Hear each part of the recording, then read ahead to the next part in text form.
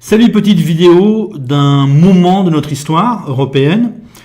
Le Premier ministre de la Suède vient de déclarer il y a quelques jours, alors je vous parle le 12 avril 2017, le Premier ministre de la Suède vient de déclarer que la Suède ne ferait plus jamais d'immigration de masse. Donc on a un changement total un début de changement total de notre politique immigrationniste au niveau européen. Ça signifie déjà qu'il n'y a pas de complotisme. On n'a pas des gens qui ont décidé, là, Soros, la finance, je ne sais quoi encore, Israël, n'ont pas décidé de submerger l'Europe par l'immigration. C'est bien les gauchistes qui sont tellement malades dans leur tête, qui ont décidé cette immigration massive. Les Suédois étaient en adoration devant leur générosité.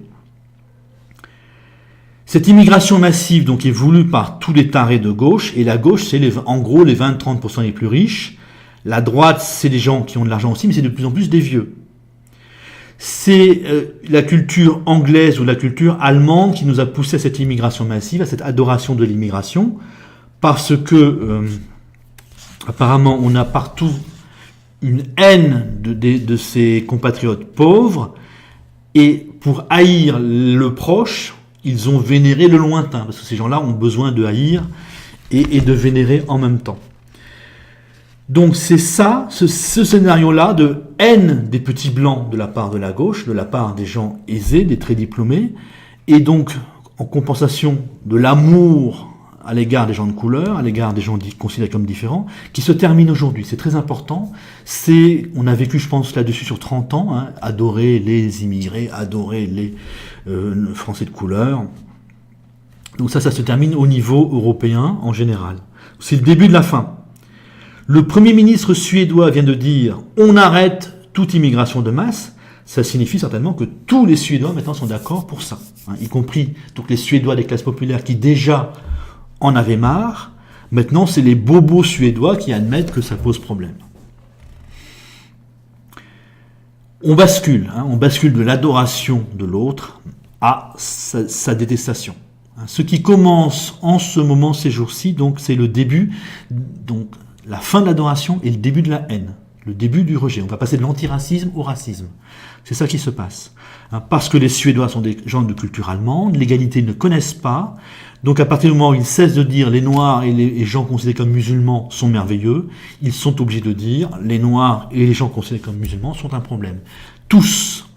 Alors que nous qui sommes majoritairement latins, c'est-à-dire tous ceux qui ne sont pas de gauche au fond, on est capable de dire on va liquider les musulmans radicaux, on va liquider les délinquants, on va liquider les racistes anti-blancs, liquider les... quoi d'autre encore, je ne sais plus, ceux qui harcèlent, ceux qui haïssent les femmes, et on va laisser les autres tranquilles. Ça, les Suédois, les Allemands, les Anglais n'en sont pas capables. Ce qui se met en place maintenant, donc c'est 30 ans d'un racisme de plus en plus impressionnant, de plus en plus grand, absurde. C'était absurde de vénérer les Noirs parce qu'ils sont noirs. Maintenant, on passe au mépris des Noirs parce qu'ils sont noirs, de la part, peut-être pas des gauchistes, peut-être pas des mêmes personnes, mais soit de leurs enfants, soit des régions qui votent à gauche, des régions ou des pays qui nous produisaient cela. Donc, au 12 avril 2017, nous commençons à entrer dans une nouvelle période. L'Europe, maintenant, commence à entrer dans le racisme. Ça va monter sans arrêt. Ce sera absurde, mais ce sera irrésistible. Et donc, nous, Français, nous aurons intérêt. C'est une raison supplémentaire de se décoller des pays racistes.